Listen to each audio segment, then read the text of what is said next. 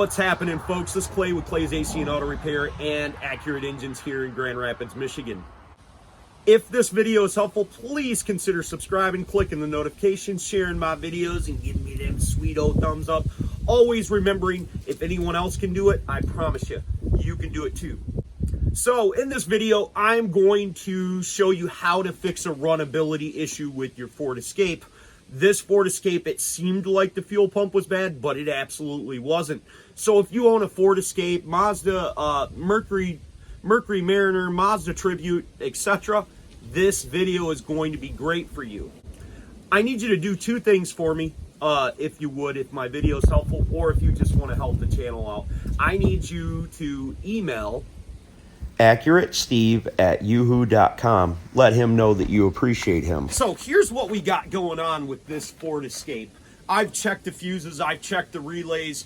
The people before me replaced the fuel pump, and nothing seemed to fix this Ford Escape. It would run sometimes, and then sometimes it would just shut off. Sometimes the lady thought she was out of gas, and she made a bunch of mistakes during the repair of this vehicle, but never actually solving the problem. The part in my hand was the solution for the problem. I'm going to explain to you not only why this part was bad, what happened to it. We're going to go along with my personal theory of not only fixing the problem, understanding what the problem was and why it was a problem in the first place. Okay, so I felt like I had a fuel delivery issue, and I certainly did, because what would happen is I could remove this tube up here on the top of the intake right here, and I could spray in brake cleaner and my vehicle would start. Okay, if you can't get the vehicle to start and you suspect it's a fuel problem, what you can do is you can come underneath here, and there's going to be a little clip right here. We're going to push it just like that. We're going to wiggle the hose, and it will pop right off. Then we can use brake cleaner, starting fluid, and we're going to spray a little bit inside there, and as somebody cranks it over, we're going to see if it'll start, maybe spraying more. Be careful, it could misfire. I've never had one do that on these particular engines, but it is possible. Well, there's a possibility with the scenario, with the part that's broken, it may not have even started in that situation either. The next thing I did was I checked the fuse, which is right here. This is the number 6 fuse in the fuse box. It wasn't bad.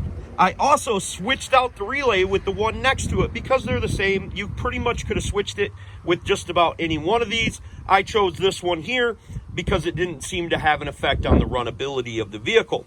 I checked the fuse. Not only did I check the fuse, I ran a wire all the way in here along with the ground to my fuel pump, cut the wires, and it still didn't work. I was like, I'm losing my brain.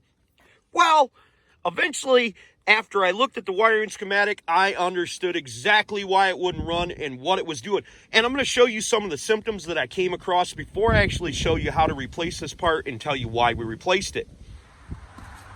The reason I have that wire ran in there is because I thought I was going to go to Hacksville and just wire the fuel pump directly. But unfortunately, it doesn't work that way. I couldn't do that like I could in the past on older vehicles, just run a positive and negative. I thought I'd drive it down to the shop, fix it up, figure out what the problem was, maybe find the broken wire, etc., etc. But no, folks, you can't do that in this situation. So I ran a positive wire from the fuse back to the fuel pump. I also ran a ground to the fuel pump, cut the wires, tried to start the vehicle, it would turn over, but it wouldn't start. That's because of the component that's bad. This Ford is equipped what's called a fuel pump driver module. What this does is this sends a signal, receives a signal, I should say, from the ECM telling the fuel pump to come on and go off, etc. It doesn't have a traditional return system like most vehicles do. So Ford uses this on the Ford F-150s, Expeditions, Ford Explorers, Escapes. By the way, it wouldn't matter if this was a 4-cylinder Escape or a 6-cylinder Escape or the hybrid or Mazda Tribute, etc., etc., because this is located on all of them and is often a cause for misdiagnose of the fuel pump being bad.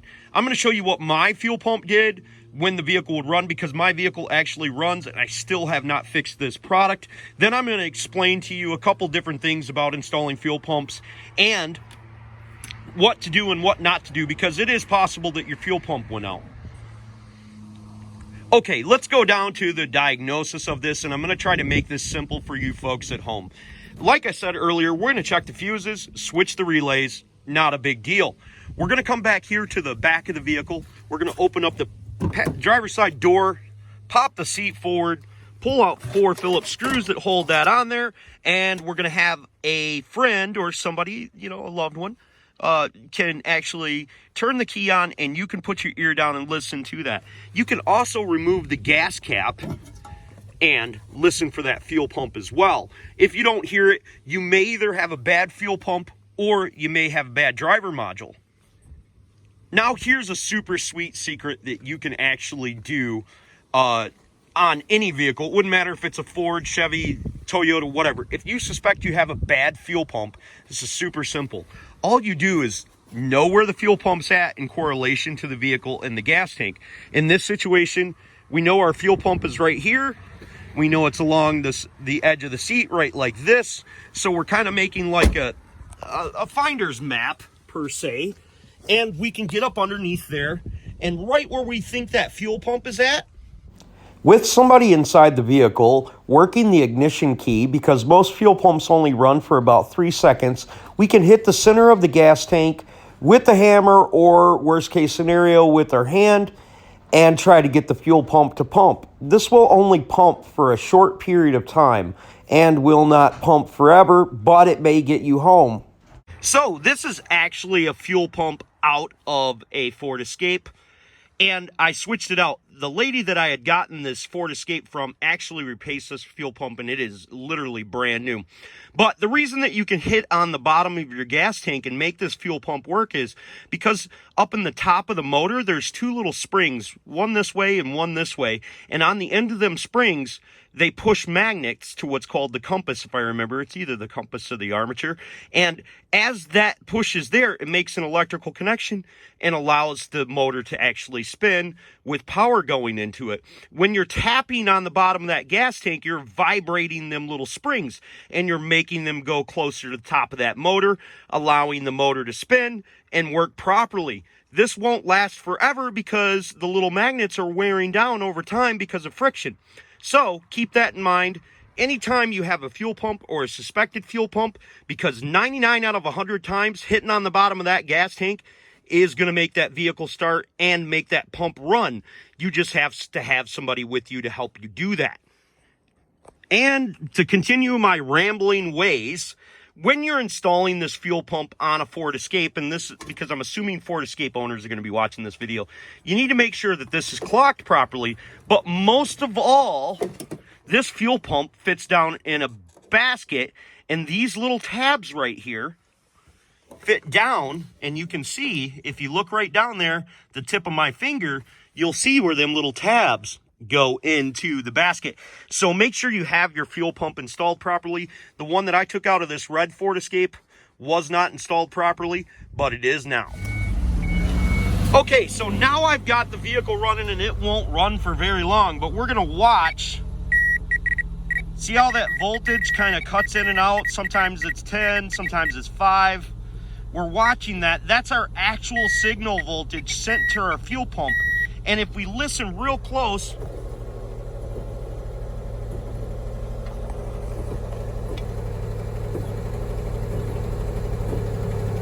we can actually hear that fuel pump cutting in and out. So that's a problem. Now we're going to unbolt the module down there. Now I took this one off of one that I had here in the yard till I could get a new one so I could make this video. Be really careful. These T30 bolts, they love to rust inside this aluminum. And the aluminum and the corrosion that's occurring is actually why the one inside this vehicle is defective, and that this one's probably not going to last very long. So we're going to start by taking this thing out. Okay, so the module is located approximately here on the vehicle, behind the rear tire, right up by the axle. So I'm right-handed. I'm going to go ahead and get underneath the vehicle, and I have stuff laid down there. I'm going to take a T30, some extensions, and possibly a flathead screwdriver with me. And there's our module that we need to replace. So we're going to start by pushing in on this clip, and it is simple enough to push in. And if you can't get it out when you push it in, push it forward, holding the clip down, and pull it back sharply, and it'll come right off. Now, because these screws are rusty and we want to be able to get on them as square as possible, the only thing I have here is a Torx socket bit. This is your brake line. Be careful if it's rusty and you move it out of the way like I do. You don't break it, because you'll be fixing a leak. Now I've got that out of the way, I can get to the screw heads, and bending this bracket back up is not a big deal. It's just welded to the frame, so you're probably not going to break it. So I bent it down to make it easier for me to get to them. I've done this job before, so I already know. Now I've got my ratchet and my extensions on there. Just want to make sure that I'm square on these screws because they love to strip out. And I'm going to go ahead and take these out. And I'm going to use two hands because I do not want to strip these off. They are a serious muggle to get off if you strip out these screws. Now this is the second one in 2 days that I've had that screw strip off over there. And I know for certain that I'm using the right Torx. So I'm going to end up taking it to the shop to actually install this properly. But for right now, I'm going to zip tie it to the old one so I can get it up in the air and get it off easier. But I went ahead and plugged in my new one, and I'm going to see if it actually works. See if I fix the problem.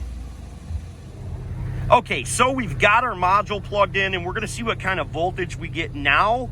It shouldn't be consistent because, remember, this doesn't have a return, so it should be sending mixed voltage signals to the fuel pump, turning it on and turning it off. We are not spiking up to battery voltage, so that's a good thing. I think it's actually functioning properly, but we're going to take a listen.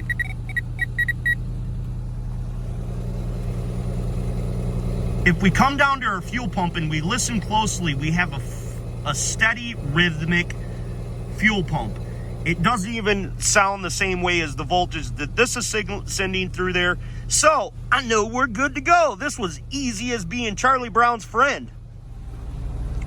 So because I thought I knew what I was doing and I was going to wire this fuel pump directly, I had taken these wires back down to like this tinfoil-y coating. And when I did that, this wire right here was wrapped around the ground. And I assume that was for RF modulation, so the fuel pump signal and the variant signal didn't interfere with the actual engine operation or the noise coming through your radio. But when this wire would touch the side of here, it would ground out and start sparking, which then told me that there was something defective in the wiring. And at that time, I didn't know about the digital fuel pressure module.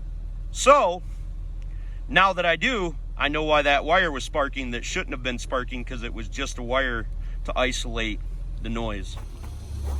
Okay, so if you end up having the same problem as I did, it may have created another situation that you may not be aware of, but I'm going to show you how to simply check for that. This is your fuel pressure regulator, and what happens is fuel goes up inside there and it tells a little sensor inside there to turn the fuel pump on and turn it off.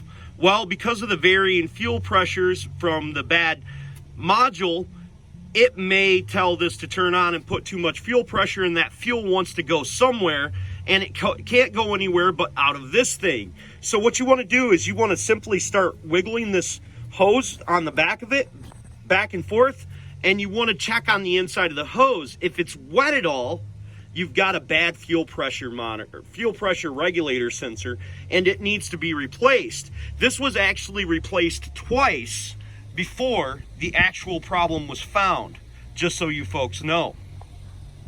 It's time for me to get my Hacky Von Hacky ways put back together, solder these things up, and go it on. If this video was helpful, please email steveaccurate@yahoo.com. Let him know that you'd consider buying an engine from the Clayway or Accurate Engines in the future. Turn down that volume at nighttime while you're sleeping. Put on one of them sweet Clayway playlists and let that sucker play all night long. That's how you can help me. Remember, if anyone else can do it, you can do it too. And if you want something done easy, send it to a shop. If you want it done right, do it yourself. God bless and have the best of days.